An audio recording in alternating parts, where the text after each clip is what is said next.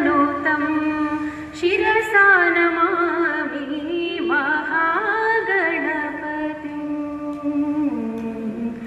मातङ्गाननं माहेश्वरं तापत्रययुग भवरोगवैश्वर्यं मनसा स्मरामि महादेवानुतं शिरसा नमामि महागणपतिं शतकोटिविघ्न परिहारचरणं